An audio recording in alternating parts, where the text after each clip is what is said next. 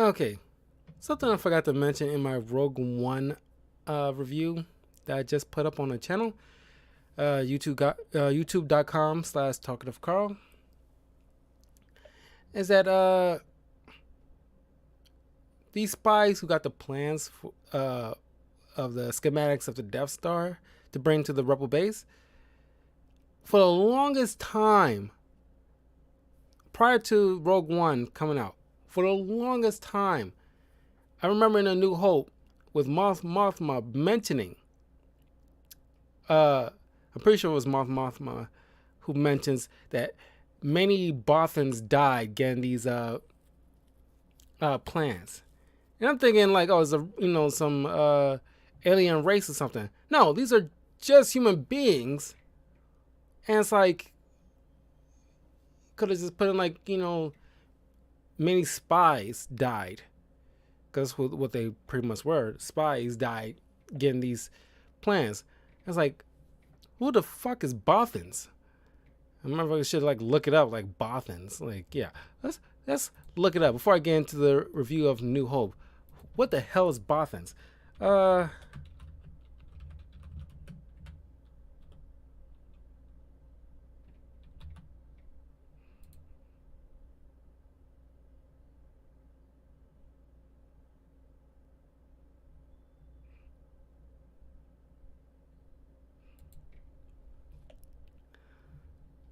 pretty sure I'm spelling it right. Bothan.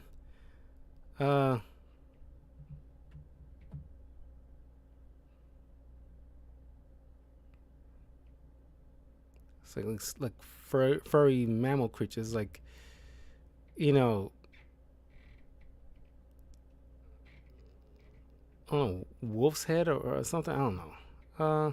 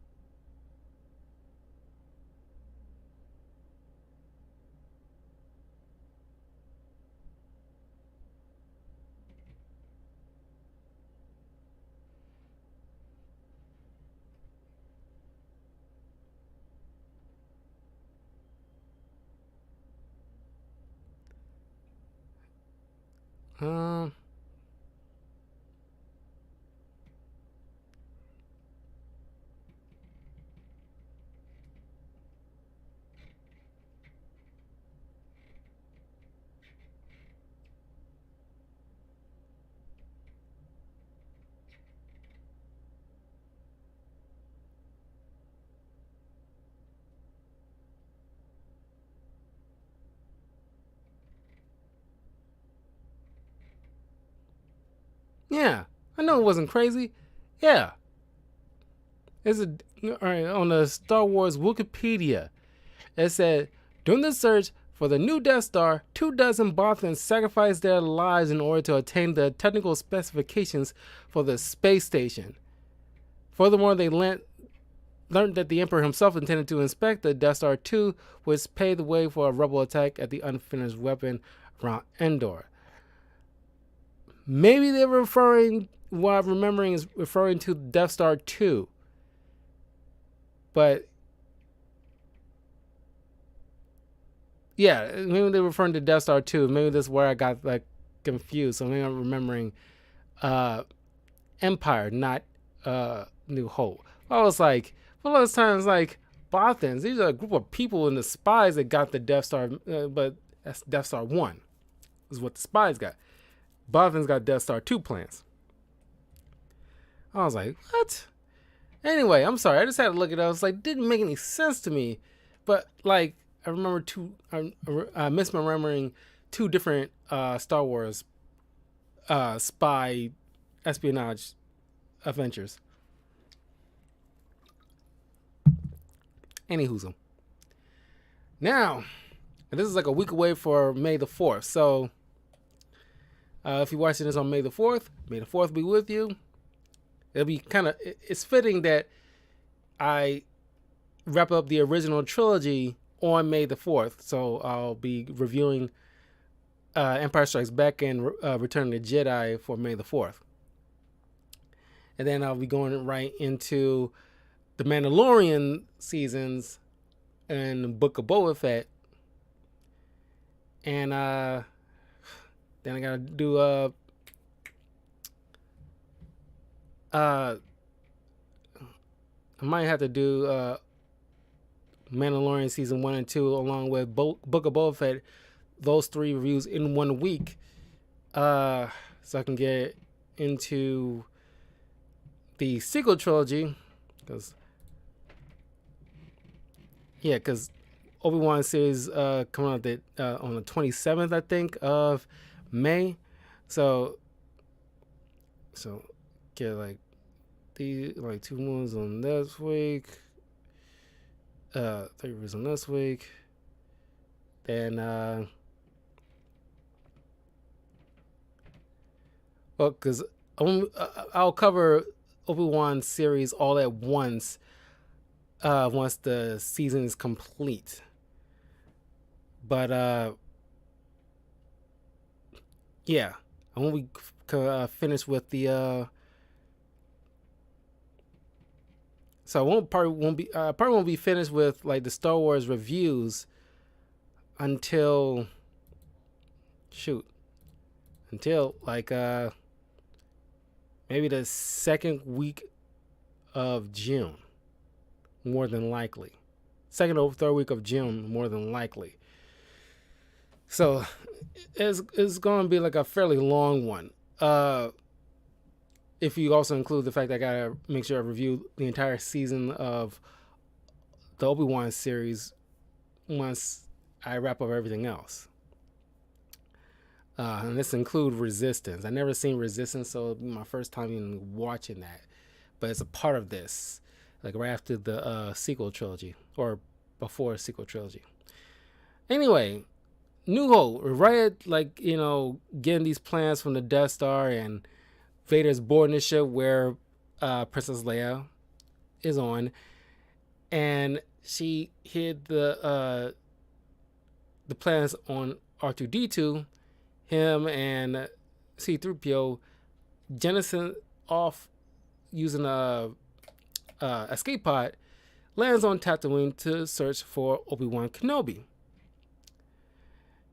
And there's a few things I want to point out here. Obviously, Carrie Fisher, R.I.P. Carrie Fisher, the late great Carrie Fisher. The fact that she chose, when she goes to be brought towards Grand Moff Tarkin, she gets into a British accent. And a lot of people, because that was the only time that she had that, I guess she went with a decision that she thought maybe in the moment it might work, but she kind of like fell out of that and never brought it up again.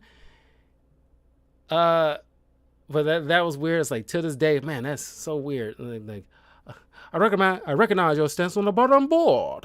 And I was like, that's a choice. And then, as I mentioned in my Rogue One review about Obi-Wan mentioned about the preciseness of the stormtroopers as they scorch marks on the Jawa's vehicle. I just laugh because preciseness. Yeah, okay. And then Luke has a fucking grappling hook on his belt. So this whole time, it's I never even put 2 and 2 together. It's so funny to me. It's like Luke Skywalker had a fucking grappling hook. For no apparent reason, you're a moisture farmer. Why do you have a grappling hook? I mean, maybe the scale, because they're in the desert and there's some cliffs and stuff like that on the planet here and there, and mountain ranges or what have you. So maybe to scale the rocks in order to get to a certain place, maybe. I was like, this whole time it's been a freaking utility belt? So he's Batman? That was funny to me. It's not really a strike against the movie in or anything like that, but it's just something that's why did I never picked up on that? It was why do you have a freaking grappling hook? Anyway. And then of course the Han's like the speed, like like make the Kelso run less than 12 parsecs. I already covered my thoughts on that in the Solo movie, but you mentioned Solo movie about like this big score, and obviously it hints at Jabba the Hutt, which he later goes into depth with, as we see in this film. And then the CGI, I mean, the original series, not had like an overhaul, but it's like has some remastered stuff in it. Even in the Disney Plus thing, they include the remastered version with like all these like CGI stuff that's in here, which it's hard to remember what was it like prior to their remastered version. I guess I can look it up, but it doesn't really bother me about it, but it's just glaring because like, wow, it's kind of like the green screen is kind of like fairly obvious, not glaringly obvious, but fairly obvious if you're like really looking into it. So minor distraction, minor. But anyway, it's just like the Force works in mysterious ways, kind of thing. Because like, it could have been so easy for, like those troopers to say like, oh, there's no life signs on board, so it must have been sort of a distraction or something. Well, why don't you just shoot it down anyway? Boom, then there's no movie. Then the whole getting from point A to point B is just like, so things gotta line up just right to get everything set up in the way it sets up, because the whole C-3PO, it's kind of like the pussy version of K2SO, because it's like, wow, I forgot how annoying C-3PO is. To he's like a nagging housewife or something like that. And him and R2D2 separating in the desert when he's having enough with R2D2's bullshit or whatever. He doesn't want to go on this adventure or mission, blah blah blah.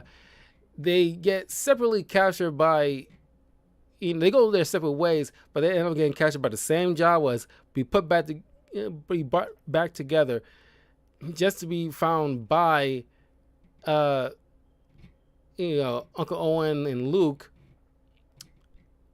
and who happens to know Obi-Wan Kenobi.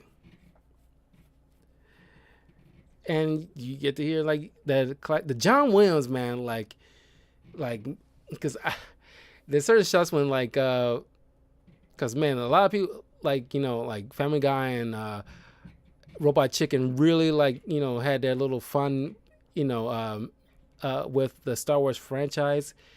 And I remember in Family Guy Blue Harvest where they had Chris as Luke, and he, that scene where he's looking out at the two suns over the desert, and you hear that John Williams score really bellowing, and I just picture Chris just breaking the fourth wall and saying like, John Williams and his musical orchestra, everybody. And you see like he pans over to John Williams is playing the music and everything like that.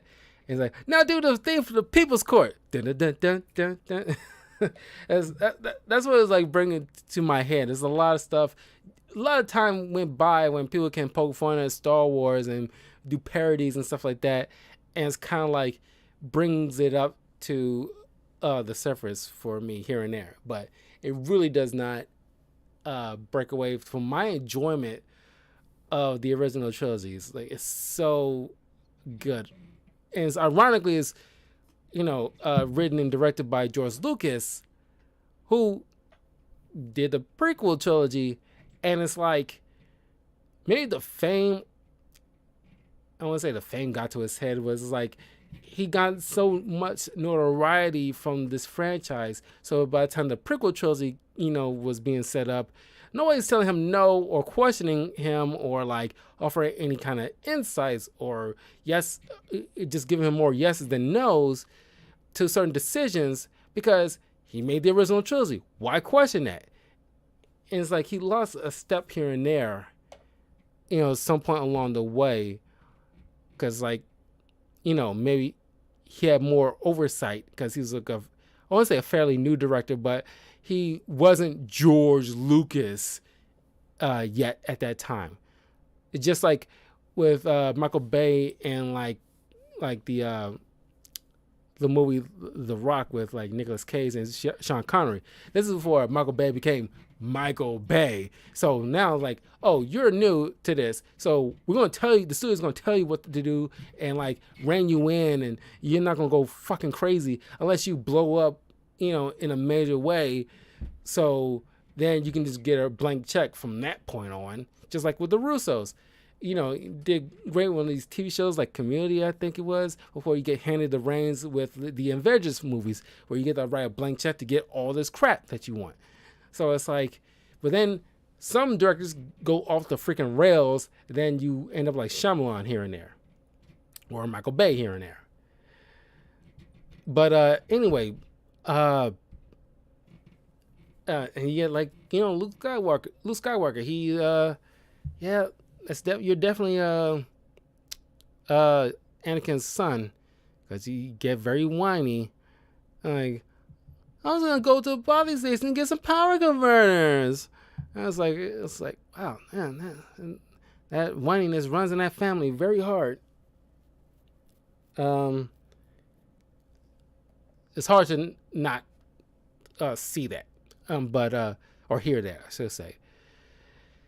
But they get R2D2 and C3PO on their farm to like, help with like the Morshire farming and stuff like that, which you later found out in the Book of Boba Fett that Tatooine used to have like, tons of water, and like, I guess a weather phenomenon turned into a desert, so they farm water from the ground. And like Aunt Beru's wearing like a very 70s kind of outfit rather than something Uncle Owen probably is wearing, or Luke is probably wearing. It's just like, I guess the lady was like, she's an old lady at the time, so it's kind of like she's wearing something that's more comfortable, whatever. This is like a denim jacket, and it's like, wow. Now I'm looking back on it, it's like, wow, she's wearing like a denim jacket in like a very supposed future. But then like, you get the scene where it's kind of like going through all this stuff in the past with like prequels and TV shows leading up to this point, and it really kind of heightens this moment at the breakfast table. I'm pretty sure they're having breakfast, or I can't remember if it was dinner or breakfast. It was light outside, so I'm assuming it was breakfast. And Luke wants to go because his friends left already. Because like I mentioned, like he was friends with Wedge, so he was long since gone to like because he wanted to be a pilot, just like most of his friends went off and joined the rebellion, and like he's kind of like a kid who wants to join the army. It's like that's what he wants to do. He doesn't want to stay in this quote unquote one horse town kind of situation, even though it's not a one horse town. It's very like Tatooine is so popular, as we later on see in future installments. But Uncle Olin, knowing he's been there during the prequels, and knowing what happened to Anakin, knowing what happened to his mother, and it's like, and there was a scene somebody pointed out a long time ago, like at least like a month or so ago, and I didn't even notice it was in the comics, where it's like this during a time where it's like, Luke was like a little boy and he's trying to find some stuff to build something, I can't recall, and like Obi-Wan's trying to like like from the sidelines, convince these people like, oh, get this boy the thing he wants. I'm trying to give him like a gift or something like that, because it's a little boy, he wants this and the other. You want just be a kid, and he wants this. But then Owen goes to Obi-Wan's home, his little hideaway, and he gets in his face, which I kind of half expect to see that in the Obi-Wan series, to where it's like, you stay away from his family. Haven't you killed enough Skywalkers already? Honestly, blaming Obi-Wan for like not only like the death of, of, well, not death, quote unquote, of Anakin, but just like his downfall, and like, Obi-Wan's pretty much like, in his eyes, instrumental. So, I imagine that something like that might play out here. But Owen's trying desperately to keep his boy here safely on this, as long as he's not involved. He doesn't want, obviously, Vader, who he knows who probably knows it's Anakin. And he wants to make sure he keeps as far away from this whole entire situation as possible, because he doesn't want because he sees like Anakin was his, like, was it like a stepbrother in a way. Don't think they had much of a interaction in the Attack of the Clones, but he felt something for him, especially after he, Anakin lost his mother and everything like that. So he feels like it's his duty to make sure he protect his kids at all costs. And he like, even though he promised the kid, like, oh, I'll make it up to him next year,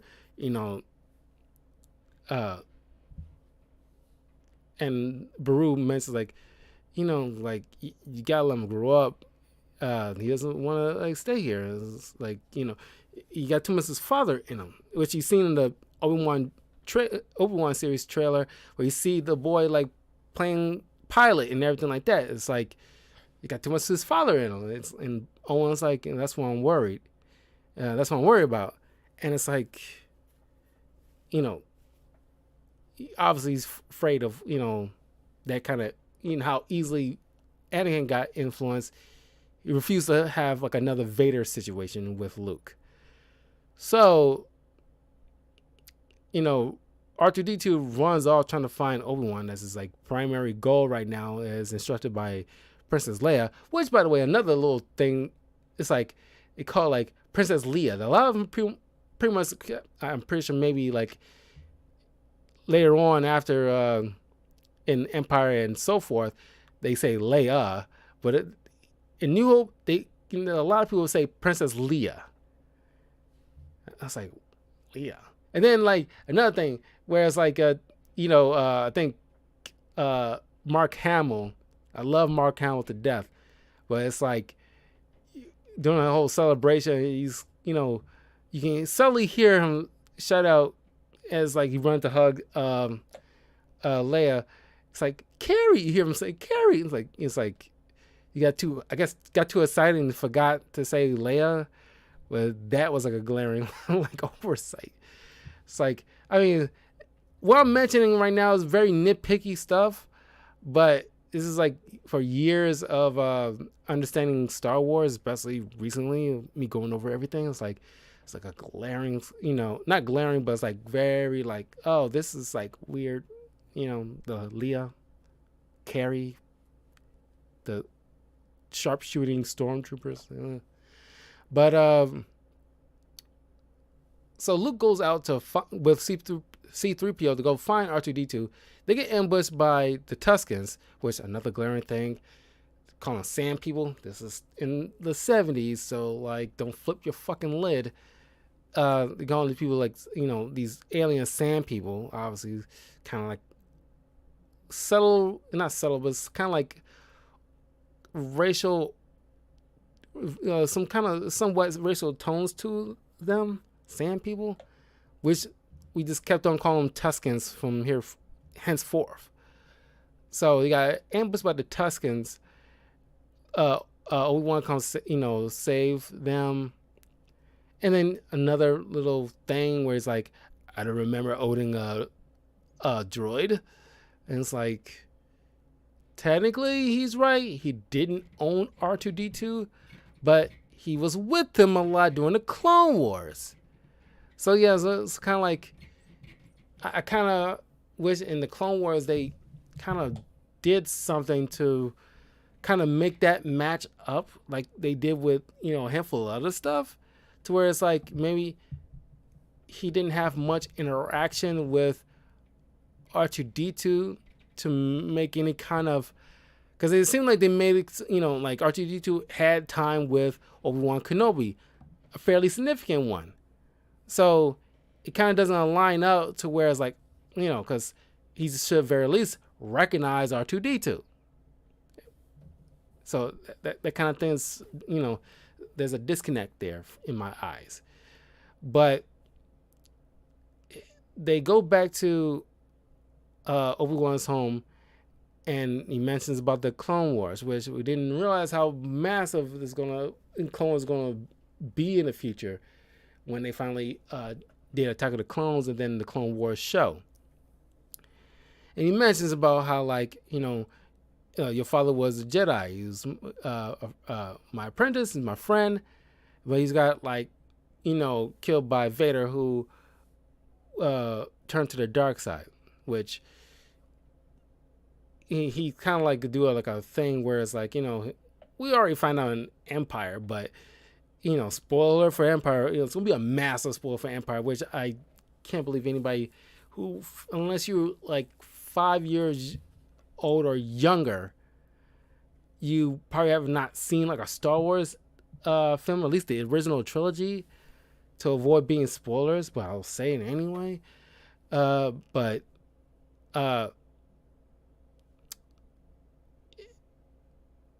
Vader turns out to be Anakin, and like Vader metaphorically or metaphysically or symbolically killed Anakin Skywalker and just assumed the identity of Vader henceforth.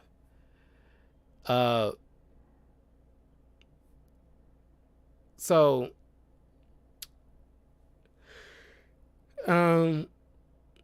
he shows Luke a lightsaber, and after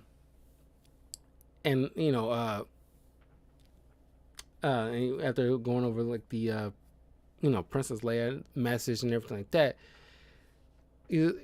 Obi-Wan decides it's time for Luke to be trained as a Jedi, even though Luke was hesitant because he's got like family and everything like that, which ironically Jedi is supposed to have like no attachments. Luke doesn't have any attachments now, because once he goes back and find out about like what happened to Jawas, and then the troopers who were trying to find like those plans and where the droids went after like Leia being tortured, and then Death Star being used to destroy Alderaan, killing Bail Organa in the process too. Because Bail Organa, other than like Obi-Wan and Yoda, they was like the three of the very few people who were alive to witness the events of the Jedi Purge and everything that happened in the Clone Wars and preceding it. So, and then of course it's like Vader and the Emperor, but it's like, man, they was like, there's only the last remnants of these guys who was there to witness the entire thing, knows the truth about what happened. So that part is like, wow, it's kind of like surreal. But when Luke sees like the burnt carcass of Emperor and Uncle Owen, which is gonna be like probably hit us a little bit harder once we see like the Obi-Wan series, because Emperor and Uncle Owen is probably gonna be very prominent and has some prominent roles in like arcs in their own right in that series. So their death's gonna be a lot more meaningful, and it'd be kind of funny where it's like little subtle hints to their demise, like something blowing up near them or fire shooting out like near them or something like that. It's like, oh man, I almost got burnt there or something like that. It was kind of, you know, kind of like a dark joke. Uh, but like Luke, you know, I was like, I don't know if it was Hamill or just with Lucas, but it's like you didn't give that enough time for Luke to have, like at least like a few minutes to grieve that he's lost the only parents he know that raised him. He's just like, just does. I have nothing. It's like, wow. It's like, I think like your uncle and aunt deserves at least a few more minutes of mourning. But they head off to the cantina, which, by the way, in Rogue One, I didn't even bother to mention. You see that guy. I don't even know their freaking names, but it's like, let's go by the Family Guy reference, where it's like, I'm Pig Nose and this is Scott. I'm just gonna call him Pig Nose and Scott.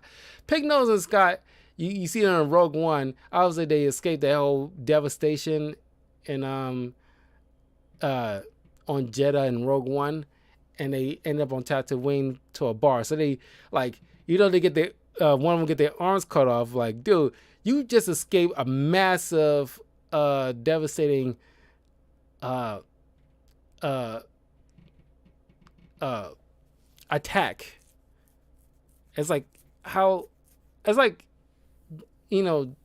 missing your, it's like missing your plane. Like on 9/11, you just missed the plane to where it would have crashed in one of those buildings, kind of thing. I know it sounds morbid, but just to give like a picture of what I'm talking about. It's like, imagine you just missed your flight to that kind of plane, and it's like, and then you find out what happened. It's like, I'm pretty sure that's why they probably have the cantina. You're celebrating like, oh my god, we nearly died. So, then you start harassing some strange kid. Like, I got something like on 12. I got the death sentence on 12 systems. I'll be careful. You be dead. And it's like, I was sitting there quote. I'm trying to watch the movie. I'm sitting there quoting along with the lines because I've seen this so many doggone times growing up. God, like the Star Wars franchise next to like the MCU, it's probably the most quotable franchise, on the top of my head. But then, Obi-Wan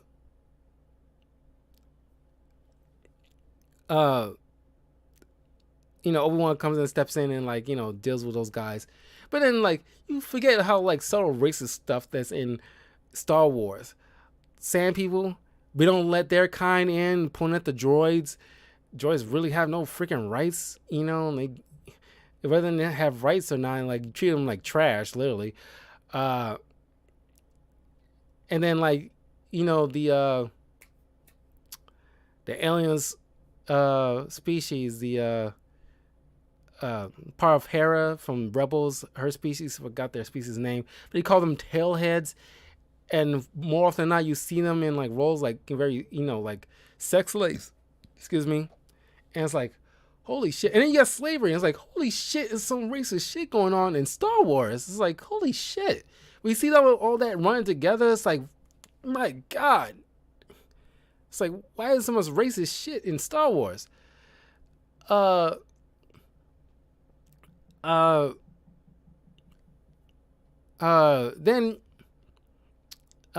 they meet up with Han Solo, buying his services to for a fast ship to go retrieve the princess. Of course, you get the scene with Han shooting first, taking down Guido, who went out like a little pussy. It supposed to seem like he's like a badass bounty hunter or something like that, or at least a hitman working for Jabba, and he's just like gets taken out like a little pussy. Then, sorry for Guido fans out there if there's any. Then you see like Jabba the Hutt shows up, near his ship. It's like I can pay you back, Java. I got this, gig right now that's gonna pay you what I owe you. So they all take off, and of course they fly into like what they think is like a meteor shower, even though like this is the 70s. So like this meteor shower is like just like wherever they had set up outside of the set of the ship, they throwing like plastic rocks at them or something like that, and it's like it's kind of funny. It's not glaringly obvious, but it's kind of like wow, it's like this is funny. But they realize all around got blown up by the Empire, and like they see like the space station they thought is a moon, and they get pulled in by the tractor beam. So Obi-Wan goes to try to disable the tractor beam so they can be able to escape, while the rest go find Princess Leia, which they eventually do. And like she's just like her mother, because she takes a blaster and decides to, instead of being like a damsel of distress, she rescues all of them and getting out of the thick of like an ambush. Not ambush, but it's like just get them out of the thick of it, of being like pinned down, and just rescues herself along with the guys. And it's like, this is Padme's daughter, all right. And then they go down this garbage chute, which has some kind of alien worm inside, and it was nearly crushed by the compactor, but saved by R2-D2 and C-3PO. And you see Vader and Obi-Wan meeting each other after years. But then, of course, after so long watching other stuff, to where it's like you see like the lightsaber fights a little bit more acrobatic, a little bit more impactful, and you forget in this one, I think there's like a slightly better in Empire and Return of the Jedi, but you see them just doing like tappy taps with the lightsaber, and it's like just like where's my remote? I thought I had it like. There it is. It's like he's got this like,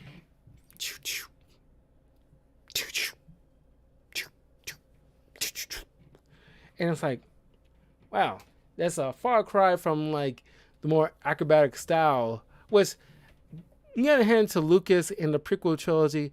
Now that he had the technology, he can show like the awesomeness of Jedi warriors that he could not have shown at the limited stuff that he had to work with in the original trilogy. But like I said, like Empire and Return of the Jedi shows it a little bit better than The New Hope. I think The New Hope really kind of like made the lightsaber fight a little lackluster. It's probably the only lackluster lightsaber fight you ever see in a Star Wars franchise. Ironically. But he sacrifices himself for Luke and the rest to escape. But he's one with the Force. Like, I've become more powerful than you can ever imagine.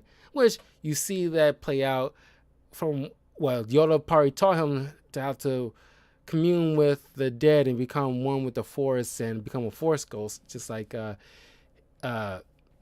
he did with the help of Qui-Gon Jinn teaching him. Qui-Gon Jinn could have easily done it himself, but without any kind of outside help, like on that planet where the Force was heightened on that planet where the father, son, and the daughter lived on during the episode in the Clone Wars. Without that kind of assistance, he's just a disembodied voice because he didn't go through the proper steps in order to be able to do that, which Yoda and future Jedi were able to do. But then you get a moment where it's like from what the joke Robot Chicken made, where like Luke getting all bummed out of losing Obi-Wan Kenobi, and like I remember Robot Chicken had like Princess Leia message like, "Oh, did the old man you only knew for about a day die? Excuse me, while my whole entire planet was wiped away. It's something like that, and it's like harsh but funny because hopefully in the Obi-Wan series, we get to see a little bit more interaction here and there with Luke and young Luke and Obi-Wan to make that moment hit a little bit better. Because outside of that, this makes this little, because he shows a little more sadness towards Obi-Wan's death more so than his aunt and uncle who he knew longer. But then they decided to fight off any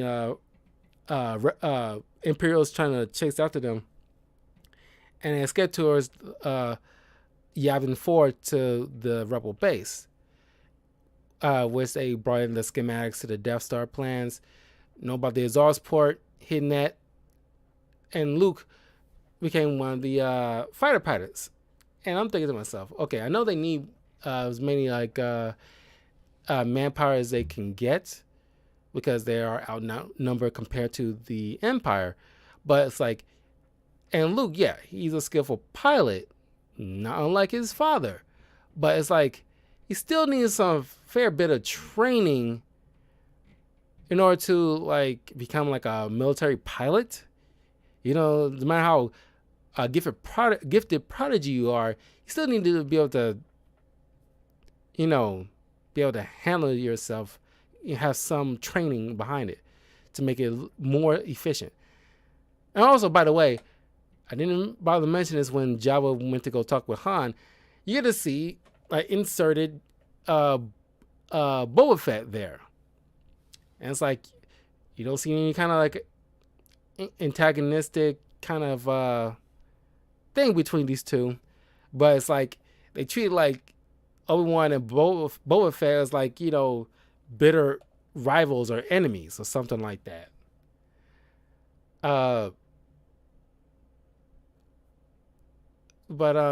Yeah, so now they're attacking. They go into the Death Star and trying to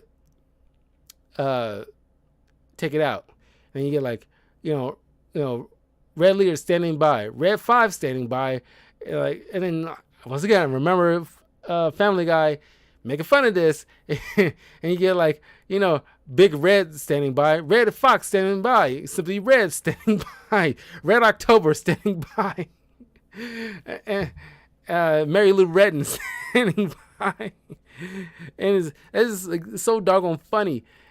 That's what I'm thinking. All the while they going through their call signs. It's so doggone funny. But yeah, so and then you get Porkins. Porkins go down pretty quickly, and then Family Guy made fun of that too. His weight kind of he's too big for this, his starfighter, and his crashes. But seriously, we all think it's kind of effed up. Lucas comes up with a guy named Porkins, and he has to be a fat guy. And obviously, I think behind the scenes, the actor himself pointed that out to George. Is why my character got to be named Porkins? It's supposed to be a joke about my weight, kind of effed up stuff is that. And then Lucas, trying to, convinces the guy, no, it's he's actually the best fighter. He says something trying to convince him. It's no, he's very important and stuff like that. Don't think of it about the name so hard. It's this guy is actually a real badass and everything like that. It goes down, fairly quickly.